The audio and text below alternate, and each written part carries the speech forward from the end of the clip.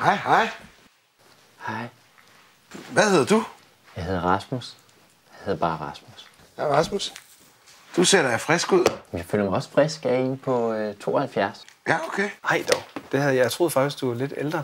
Ja, det er nok al den kærlighed, der får mig til at se yngre ud, tror jeg. Hvad skal du synge?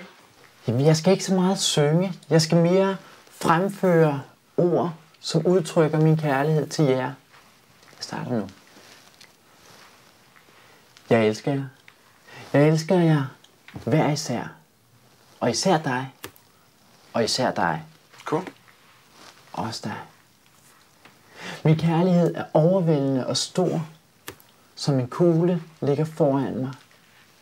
Som jeg skubber, triller til dig. Som triller den videre til dig. Og jeg kan mærke kærligheden tilbage til mig. Kærligheden flyder. Kærligheden er overvældende. Kærligheden er som væske, der kommer ud af mine svedkirtler. I et kram, som er vådt og fugtigt. Prøv at høre, du har noget, som ingen andre overhovedet har haft. Ja, jeg vil sige, det er kærlighed, jeg har. Det er vildt. Det er helt vildt. Det er rystende, simpelthen. Det er min kærlighed, som jeg vil give til jer. Jeg vil give den til jer hver dag resten af jeres liv. Ja, ambitiøst.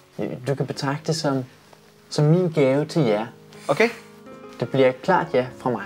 Det var, om ikke andet, meget interessant. Ved du, jeg tror, vi stemmer. Hvad siger du, Carsten? Jeg siger nej.